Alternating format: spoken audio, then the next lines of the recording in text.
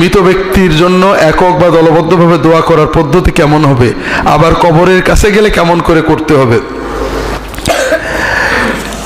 কবরের কাছে দোয়া করলে মাইয়ের তাড়াতাড়ি পাবে, আর এখানে বসে দোয়া করলে একটু লেট হবে নিশ্চয়, ঠিক না? হ্যাঁ, কবর জিয়ারত অর্থ দোয়া নয়, জিয়ারত মানে দেখা করা, সালাম দেওয়া, সালামের সময় মুখতাসর দোয়া করা। যেমন আমি আমার আব্বার কবরের পাশে গেলাম, আসসালামু আলাইকুম রাহমাতুল্লাহ বারাকাতু, আল্লাহ আপনাকে ক্ষমা করুন, আব্বা আপনি ভালো থাকেন, আল্লাহ আপনাকে জাযায়ে খায়ের দিক, ব্যাস। এগুলো কথা বলা। আমার যে দোয়া আল্লাহর কাছে করব, এটা যদি আমি মসজিদে বসে করি তাহলে আব্বা কম পাবে, তাই না? এই দূরত্বের কারণে কিছু সওয়াব কেটে যাবে নাকি? এটা আমাদের ভুল ধারণা, এটা আমাদের এক ধরনের মূর্ত পূজা আর কি, মূর্ততার ভক্তি। জিয়ারতের জন্য রাসূলুল্লাহ সাল্লাল্লাহু আলাইহি ওয়াসাল্লাম আজীবন 99% ঘটনায় সবসময় মুখতাসর সালাম দিয়েছেন, একটা বাক্য বলেছেন, হাতও তোলেননি, কিছুই করেননি। সালাম, এরপরে আল্লাহ তোমাদের মাফ করুক, আমরা একসাথে ইনশাআল্লাহ সাক্ষাৎ হবে, আল্লাহ আমাদের আপনাদের মাফ করুক, আপনারা চলে গেছেন আমরা আসছি, এই ধরনের কিছু বাক্য। এক ঘটনায় রাসূলুল্লাহ সাল্লাল্লাহু আলাইহি ওয়াসাল্লাম গভীর রাত্রে জিবরাইল এসে খবর দেন আপনি বাকি গোরস্থানে যে মাইয়েতদের জন্য দোয়া করেন, তিনি যে সেখানে দোয়া করেন, একটা ঘটনা পাওয়া যায়। তো এই জন্য আপনারা জিয়ারতের সময় সালাম দেবেন, জিয়ারতের উদ্দেশ্য নিজের মৃত্যুর কথা স্মরণ করা, কিছু সময় দাঁড়িয়ে থাকবেন যে আমরাও কবরে চলে যাব, মাইয়েতকে সালাম দিয়ে দু একটা বাক্য দিয়ে দোয়া করবেন, এরপরে বাকি সব সময় মাইয়েতের জন্য দোয়া করবেন।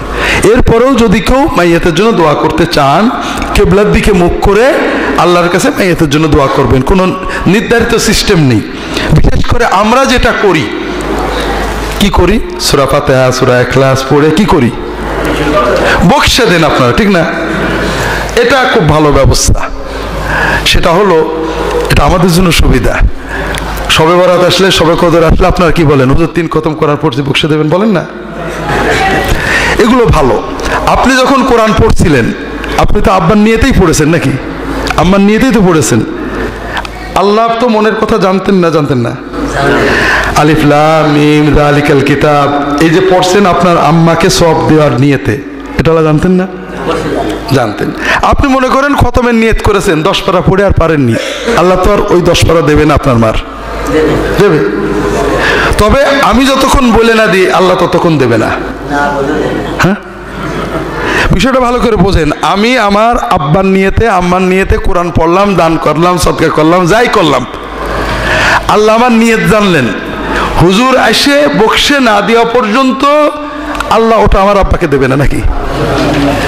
কোথা থেকে এই চিন্তাগুলো আমরা আনছি, আল্লাহ মাফ করেন। আমি যখন সূরা ফাতিহা পড়লাম, ইখলাস পড়লাম, যদি নিয়ত থাকে মাইয়েতদের জন্য, তো অটো চলে যাচ্ছে। আমি বলতে পারি আল্লাহ এই কোরআন তেলাওয়াতের ওসিলায় আপনি আমাদের মাফ করে দেন, আল্লাহ নতুন দোয়া করব আমরা যে আল্লাহ আমার মাইয়েতকে মাফ করেন, তার জান্নাত দেন, তার গুনাহ কবরটা প্রশস্ত করে দেন, নূরে মুনাওয়ার করে, বিভিন্ন জিনিস বলতে পারি। কিন্তু যেটা পড়া হয়ে গেছে, আল্লাহ দিয়ে দিয়েছে, ওটা আবার আমার দেওয়ার দরকার কি? কথা বুঝেন না? এই জন্য কবরের পাশে যে দোয়া করতে চান, এমনি দোয়া করবেন কিবলামুখী হয়ে। দোয়ার আগে দরুদ শরীফ পড়া, আল্লাহর হামদসানা পড়া, এগুলো দোয়া কবুলের ওসিলা, বকশে দেওয়ার জন্য না। আপনি 5 বার দরুদ পড়লেন, আল্লাহ এই দরুদ শরীফের ওসিলায় আমার দোয়াটা কবুল, আব্বাকে মাফ করে দেয়, এটা বলতে পারেন। সর্ব অবস্থায় কবরের পাশে দোয়া করা